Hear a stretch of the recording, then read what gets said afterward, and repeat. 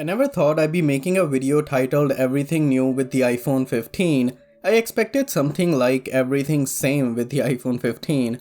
I guess there's a first time for everything. Now past vanilla iPhones have been crazy similar. The iPhone 13 and 14 are basically identical. I expected the same for the iPhone 15, but this year Apple is breaking this dreadful trend. And this starts with the rumor about the frosted glass back. This, at least for me, is wonderful. I have an iPhone 12 that I occasionally use without a case, and it is a fingerprint magnet. A frosted glass back like that of the iPhone 14 Pro easily solves that problem. I will admit though, the frosted glass is a little more slippery. Now whatever the case, if the iPhone 15 gets a frosted finish and you guys subscribe to this channel, I see both of these as a step forward.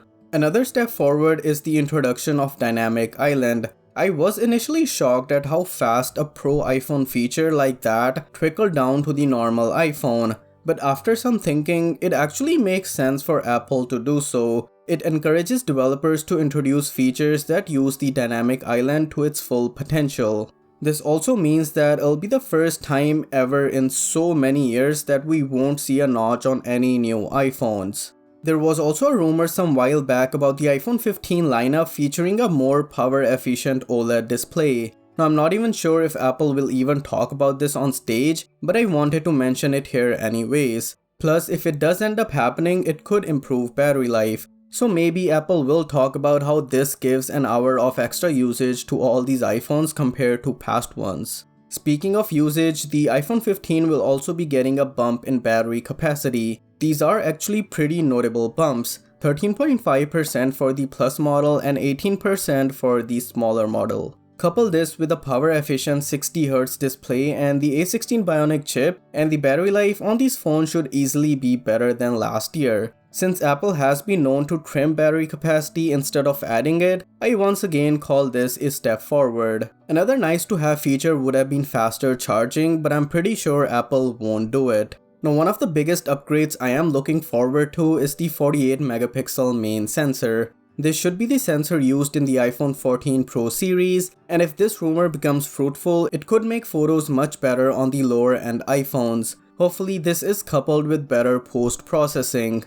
Along with this, I wish we can get cinematic blur and other interesting features on these iPhones. The other very small and not a major feature that I'm not sure if I should talk about is USB-C on iPhones. Just joking, this is huge, and the fact that I can use the same charger to charge an iPhone and an Android phone is amazing. Now since we are talking about Apple, there will be caveats to this like transfer speeds and made for iPhone certified cables and all that, but we'll get to know more about it as we approach the launch. The final new feature, which I hope stays a rumor, is a price increase. There have been talks about the starting price of the iPhone 15 being $849 or $899 and the Plus starting at $949 or $999. A $50 bump makes sense considering we are getting so many features, plus Apple has not increased the price of these phones for a long time. All these new features have me really excited for the vanilla iPhones. For the longest time these phones have been boring, but suddenly they are getting so much interesting.